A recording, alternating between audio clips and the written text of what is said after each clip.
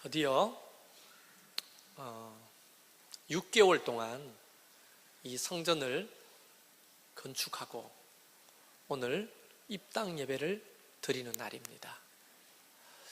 여러분 나가실 때 로비에 붙어있는 사진들을 한번 보십시오. 성전을 건축하기 전에 이곳이 어떤 곳인지 아마 잘 나올 겁니다. 저도 사진을 봤는데요, 야, 어떻게 저걸 우리가 했을까? 이런 생각이 듭니다. 그래서 당연히 하나님의 은혜로 했다라고밖에 말할 수가 없네요. 물론 모든 성도들이 또 기도로 헌신하고 또 재정적으로 헌신하고 또 몸으로 헌신해서 오늘의 성전이 세워진 겁니다. 그러나 오직 하나님만 영광을 받으시기를 바랍니다.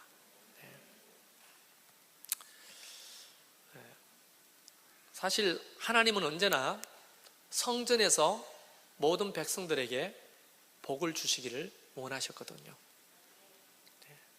네, 우리 성경을 통째로다가 읽어보면 그 하나님의 계획하심이 분명합니다.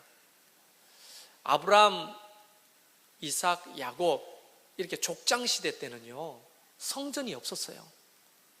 그러나 그들은 가는 곳곳마다 하나님 앞에 제단을 만들고 하나님 앞에 제사를 드렸거든요. 제일 유명한 장소가 베델이잖아요. 베델. 그 광야에서 돌단을 삶고 그냥 주변에 있는 돌을 주워다가 제단을 삼고 그곳이 성전이 된 겁니다. 햇빛을 가리는 처마도 없고요, 바람을 막는 담도 없었습니다. 마당도 없었습니다. 그냥 노천에 돌을 몇 개 주워다가 제단을 삼고 예배를 드리는 그런 초라하기 그지없는 예배 처소였지만 그곳에서 하나님은 아브라함을 만나 주셨고요, 또 이삭을 만나 주시고요, 아브라함을 만나 주시면서 그들의 가문과 그 민족이 복을 받게 하셨어요. 그러다가 출애굽한 이후에 하나님은 모세를 시내 산으로 불렀습니다. 그리고 이 하나님의 말씀이 새겨진 돌판을 주시고 아울러서 성막을 건축하라고 말씀을 하셨죠. 명령하셨죠. 그래서 이스라엘 백성들은 그 광야 생활을 하는데 성막을 짓기 시작했습니다. 그런데 그 성막은 고정되어 있는 곳이 아니고 텐트입니다. 접었다가 폈다가 하는. 근데 그 성막을 짓는데 그 성막의 사이즈가 궁금하죠. 모세 때 광야에서 세웠던 성막의 사이즈. 그런데 놀랍게도 우리 교회 사이즈랑 거의 싱크로율이 거의 100%에 가까워요. 딱 요만해요. 그래서 그 성막은 성소가 있고 더 안으로 들어가면 지성소가 있는데 지성소는 1년에 한 번 대제사장만 들어가거든요. 대속죄일에. 그 지성소 안에 하나님의 언약궤가 모셔 있었거든요. 그 지성소가 크기가 우리 여기 강단만 합니다.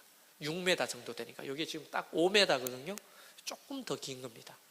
그러면 성소는요, 성소는 여기서부터 저 잠옷실까지 거리랑 거의 비슷합니다. 짓고 봤더니 이 예배당이 옛날 모세를 통해 하나님이 지어라 하셨던 성막 사이즈랑 거의 비슷한 거예요. 좀 의미가 있는 것 같아요.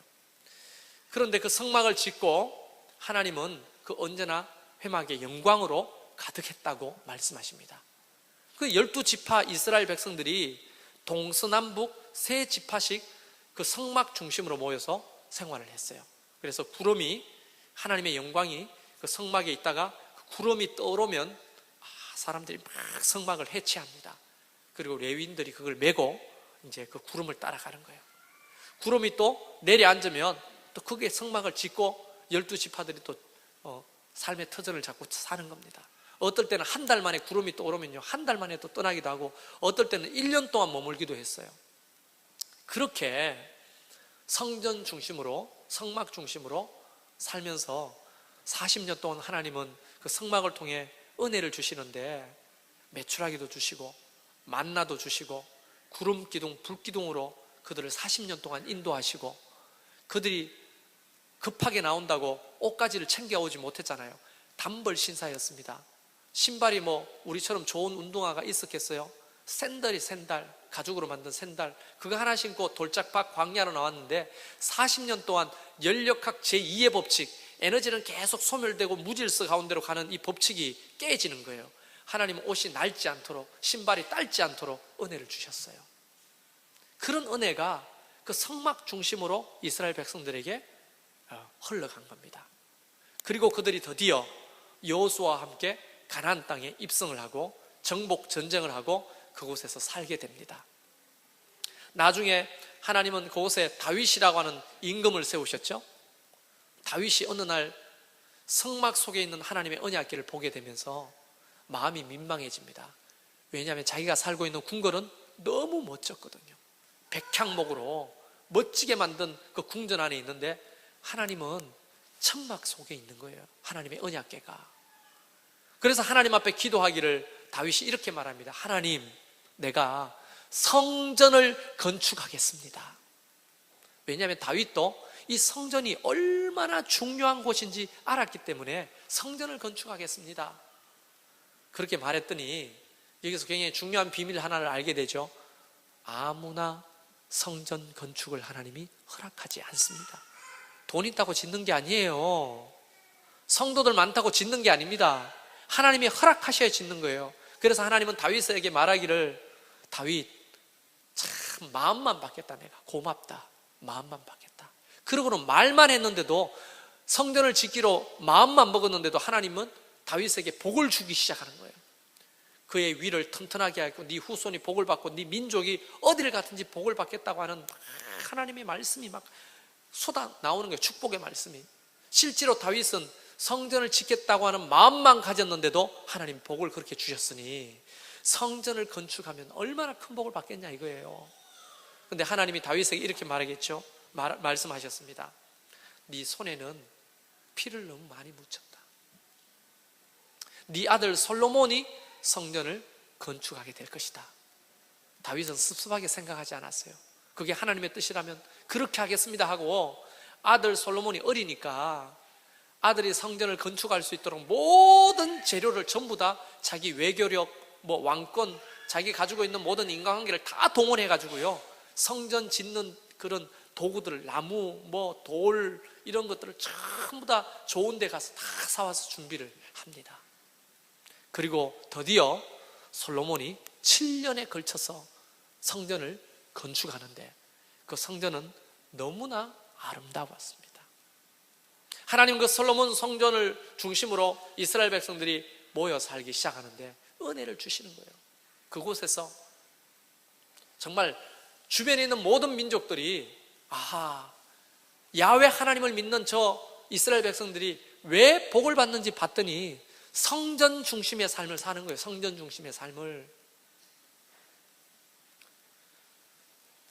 너무 감사한 일이죠. 그러니까 이스라엘 백성들은 옛날 아브라함 때부터 지금까지 뼈에 새겨놓은 그런 지혜가 있어요. 그게 뭐냐면, 아하, 사람이 복을 받으려면 성전 중심으로 살아야 하는구나. 그게 그들의 뼈에 새겨져 있어요. 그래서 여러분 알다시피 AD 70년에 로마의 디투스 장군이 대군을 이끌고 이스라엘을 점령합니다. 그리고 예루살렘을 함락합니다. 그리고 그 아름다웠던 성전이 돌 위에 돌 하나 남지 않고 다 회파가 됩니다. 그리고 이스라엘 백성들은 뿔뿔이 흩어지는 디아스포라가 되는 거예요.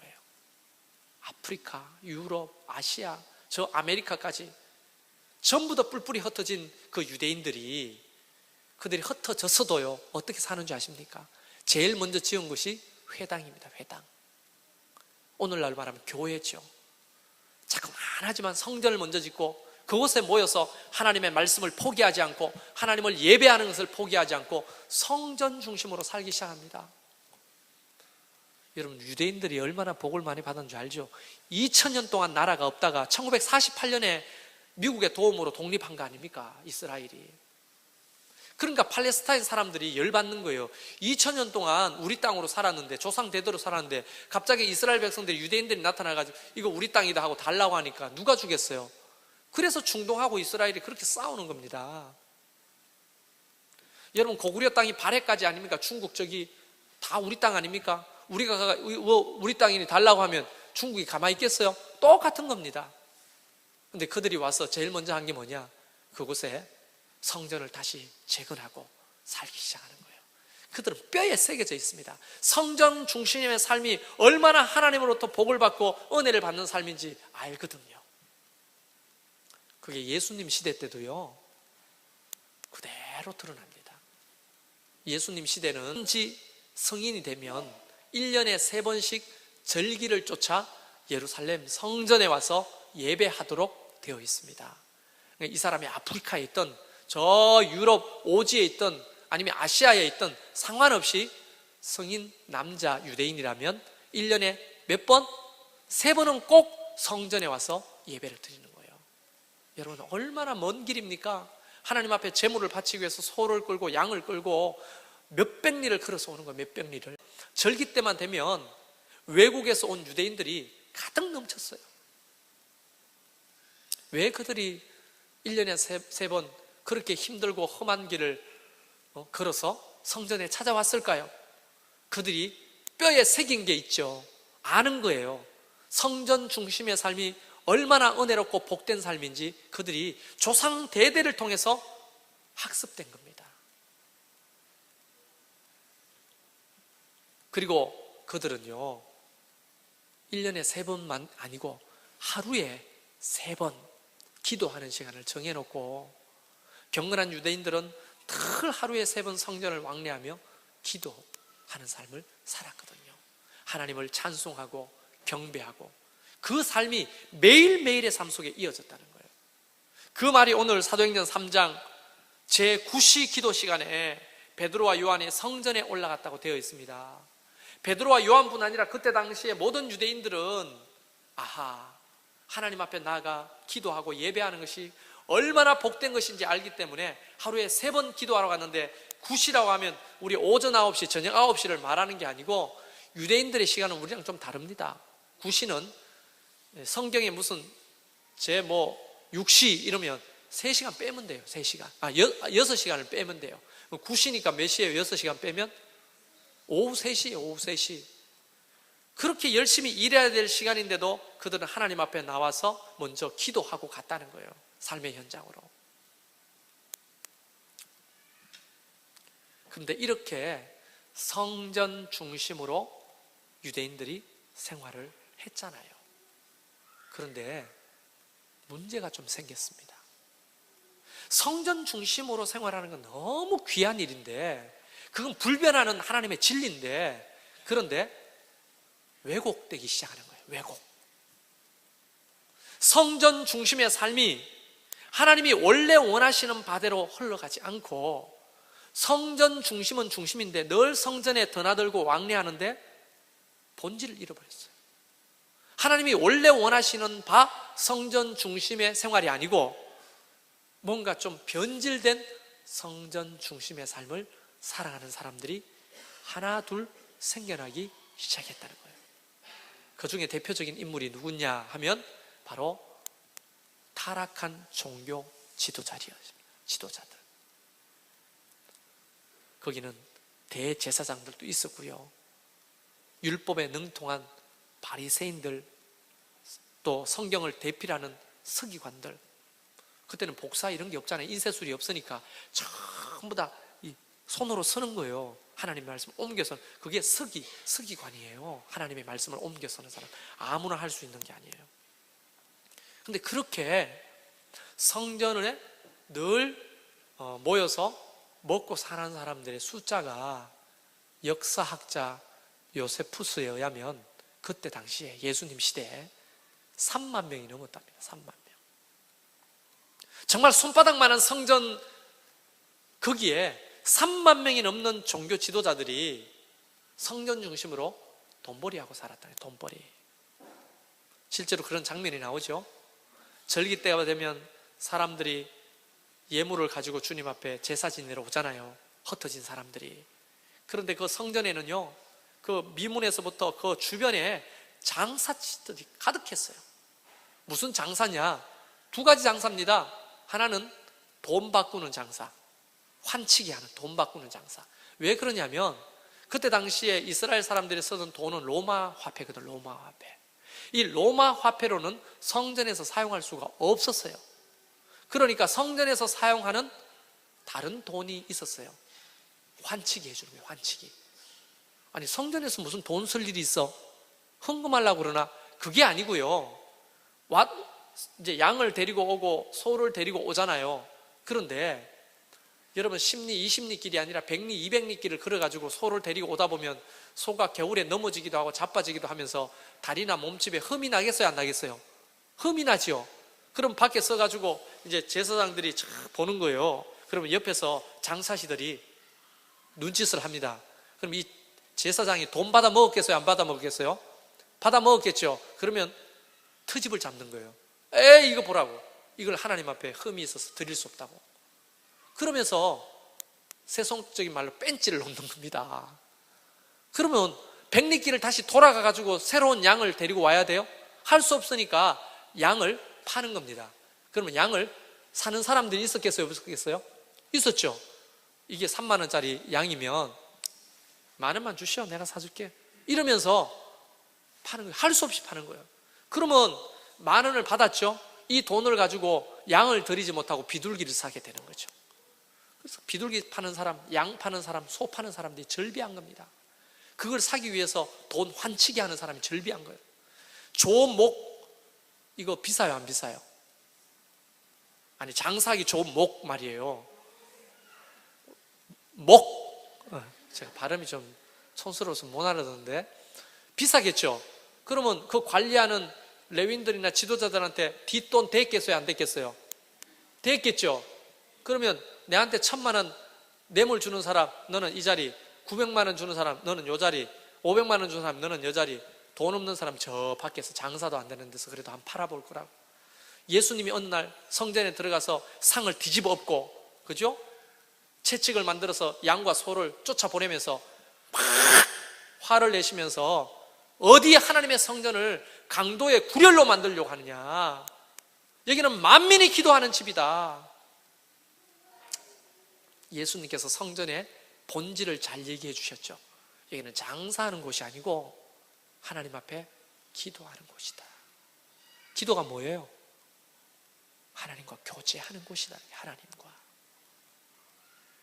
그러면서 예수님은 상을 뒤집어 엎고 화를 내시면서 소들, 양들, 짐승들을 성전 밖으로 쫓아내고 난리가 난 거죠. 성경을 읽어보면 그때 대제사장들이 뭐라고 했습니까? 예수를 죽이기로 의논했다는 거예요. 그때. 왜요? 돈줄이 끊어지는 거잖아요. 여러분, 이렇게 성전 중심으로 살아가는 사람들인데도 성전이 왜 붙어 있는 겁니까? 하나님의 영광을 위해서? 아닙니다. 오직 자기의 유익을 위해서 밥벌이로 벌어먹는 사람들이 3만 명이 넘었다는 거예요. 성전 중심의 삶은 너무 중요한 것이지만 변질돼도 너무 한참 변질됐다는 거예요. 그들의 모든 수고와 헌신을 하나님이 절대 받지 않으시겠죠. 잘못된 것이니까. 그리고 또 오늘 사도행전에 등장하는 한 사람이 있습니다. 이 사람은 날 때부터 걷지 못하는 장애우입니다. 사람들이 들어다가 성전 미문에 갖다 놓으면 하루 종일 거기서 뭐 해요? 동냥하는 거예요. 동냥. 한 푼만 줍시오, 한 푼만 줍시오 하면서 동냥하는 거예요. 왜냐하면 매일매일 하루에 3번씩 기도하러 갔다 오는 사람들, 또 절기를 쫓아 하나님의 성전에 들락거리는 디아스포라 유대인들, 성전은 언제나 인산인이었어요. 다시 말하면 돈 되는 곳이었어요. 그러니까 거지조차도, 거지가 이 한 명이었겠어요? 아니죠. 여러분, 우리가 시내 가면 앵벌이들 있잖아요. 조폭들이 관리하는 사람 많습니다. 벤츠 타고 와가지고 너는 여기서 돈 벌어, 그리고 내려주는 거예요. 벤츠 타고 저기가 너는 여기서 돈 벌어. 그래서 저녁만 되면 돈을 싹 거두어 갑니다. 좋은 목도요, 동냥하기 좋은 목도 힘이 있어야 하는 거예요. 여러분, 이 거지가 여기 앉아서 뭘 하는 겁니까? 성전 미문에서. 성전 가장 가까운 지역이 성전 미문이에요. 그곳에 앉아서 은과 금을 구하고, 오늘 5절 말씀에 보면 그가 그들에게 무엇을 얻을까요? 보았다고 했죠. 뭔가를 얻기 위해서 지나가는 사람들 보는 거예요. 이 사람은 하나님의 영광과는 상관없는 사람입니다. 하나님께 기도하고 예배하는 것과는 상관없는 사람이에요. 어떤 것을 구하기 위해서 성전에 모인 거지죠. 그런 거지들이 많았다는 거예요. 여러분, 이렇게 성전 중심으로 살아가는 이스라엘 백성들, 우리가 배울 만한 것들이 참 많지만 변질돼도 너무 변질된 그 성전 중심의 신앙생활, 이게 성경의 이야기이겠느냐 하는 겁니다. 이게 오늘날에도 성전이 하나님을 예배하고 정말 하나님 앞에 영광을 돌리고 하나님을 만나는 그런 공간이 아니라, 그렇게 성전을 중심으로 먹고 살았던 그런 타락한 종교 지도자들처럼 하나님의 성전을 자기의 부귀 영화를 얻기 위한 수단으로 사용하는 사람들이 있잖아요. 하나님 앞에 같이 하나님이 기뻐하시는 일 하자 하면 코빼기도 안 보이다가 힘들고 어려우면 하나님 앞에 나와가지고 그거 달라고 구하는 사람들, 여러분, 그것도 사실 어떻게 보면 그것조차도 참 무죄입니다. 그러나 진짜 신앙은 그게 아니잖아요. 그런 사람을 판단하는 게 아닙니다. 그래라도 성전에 나오는 것이 복이지만 늘 그렇게 사는 사람들이 문제인 거예요. 늘. 종교 지도자들과 뭐가 다릅니까? 자기의 밥그릇을 위해서 하나님을 이용하고 교회를 이용하는 사람, 다 그런 건 아니지만, 여러분, 대형교회 가면요, 그 주변에 장사를 오픈했다 그러면 그 교회에 등록해야 돼요. 장사가 되려면. 하나님을 만나고 그곳에 내가 예수 그리스도를 믿고 구원받고 용서함 받고 하나님의 기뻐하시고 원하시는 뜻대로 살려고 하는 그런 어떤 고귀하고 성경 중심적이고 하나님이 원하시는 삶이 아니고, 벌어먹고 살라고 대형교회 주변에 또 거기에 등록하고, 그러다가 간절히 원하는 것은, 그러다가 예수 만나고 그러다가 진짜 믿음이 들어가면 너무 감사한데 일평생 그냥 그렇게 살아가는 사람도 없잖아요. 있다는 거예요. 청년들도요, 대형교회를 왜 갑니까? 찬양이 좋았어요? 시설이 좋았어요? 그것도 있지만 어떤 사람들은요, 짝 찾으러 갑니다. 짝.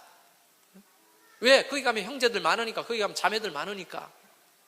다 그런 건 아니지만 그렇게 가서 결혼해가지고 조금 믿음의 가정을 이루고 진짜 예수 만나고 진짜 믿음의 사람을 되면 좋은데, 평생 그렇게 하이에나처럼 여자 만나러 다니고 남자 만나러 다니는 사람들이 있어요. 우리 교회 청년들은 그런 사람 한 명도 없어요. 왜? 형제가 없으니까. 네. 형제가 없어요, 도대체가. 네. 자매들 잘못이기도 하죠. 어쨌든 이분 자매들이 많으면 형제들이 바글바글 거릴 텐데 말이죠. 네. 형제들이 간혹 오는데 한두 주 나오다가 그냥 떠나요. 와가지고 한 번씩 탐색하고, 아, 여기는 있을 곳이 못 되는구나. 네. 그래도 굳건히 이 자리를 지키는 우리 여자 청년들 너무 감사합니다. 네, 하나님께서 좋은 신랑감을 주실 줄 믿습니다. 네. 그런 목적을 가지는 거예요. 그리고 외롭기 때문에 교회가 친구를 사귀려고 오는 사람도 있습니다. 네, 괜찮습니다. 그러나 평생 그렇게만 그 목적을 가지고 산다면 그것 또한 잘못된 것입니다. 그래서 하나님께서는 오늘 이 성전 미문에 구걸하는 그런 다른 은혜를 구하러 성전에 가까이 나오는 사람들을 향해 하나님 뭐라고 말씀하십니까? 은과 금은 나에게 없지만 내게 있는 것 나사렛 예수 그리스도의 이름으로 일어나 걸어라. 그러고는 여기서 기적을 행했던 베드로와 요한이 능력이 많은 게 아니라 베드로와 요한을 통해 성령께서 역사하시는 건데요, 왜 이런 역사를 사도행전 2장에 성령이 충만한 다음에 주시느냐를 잘 봐야 합니다. 이 안전뱅이는 그때 당시에 성전에 모인 사람들을 대변하는 사람이에요. 다른 목적을 가지고 성전에 모인 사람들, 그런 사람들의 그 발과 발목에 힘을 주고 그가 일어나 걸으며 뛰기도 하는데 어떻게 됩니까? 드디어 8절에 보면 뛰어서서 그러면 그들과 함께 성전으로 들어가면서 걷기도 하고 뛰기도 하며 하나님을 어떻게 했다고요? 찬송하니. 드디어 그가 다른 은혜가 아니라 하나님을 찬송하고 예배하는 성전 중심의 진짜 목적을 회복하는 거예요. 저는 저희 교회가 성전을 이렇게 6개월 동안 맨손을 쥐어서 별명을 붙이기를 핸드메이드 처치, 핸드메이드 처치. 나가서 보면 아시겠어요? 핸드메이드 처치. 정말 손으로 하나 한 땀 한 땀 이탈리아 장인의 그런 정성을 가지고 한 땀 한 땀 여긴 들어간 타카 못 숫자만 아마 수십만 발이 넘을 거예요. 그래서 우리가 어제 목사님들 모여가지고 도대체 나무와 철골 길이를 재면 여기서 어디까지 갈까 뭐 이런 거 한번 생각해 본 적이 정말 많이 들어갔죠. 근데 이 성전이 다른 어떤 목적을 가지고 모이는 성전이 되지 않길 바랍니다. 정말 이 성전은 베드로와 요한처럼 하나님을 만나고 하나님 앞에 은혜 받고 하나님의 능력을 덧입어서 어떻게 해요? 세상을 향해 나아가는 그런 전초 기지가 되면 좋겠어요. 그게 하나님의 성전을 세우신 목적 아닙니까? 성전이 무슨 동아리 모임하고 개 모임하는 것도 아니고 장사하는 것도 아니고 내가 힘들고 어려울 때만 하나님 앞에 나와가지고 앵앵거리면서 그거 달라고 떼쓰는 것도 아니고 원래 성전은 하나님의 영광이 가득하고 이곳에서 우리는 넙죽 엎드려서 오직 하나님만 영광을 받으시옵소서. 그리고 기도하면서 하나님과 깊이 교제하고 또 우리에게 주신 사명들이 있잖아요.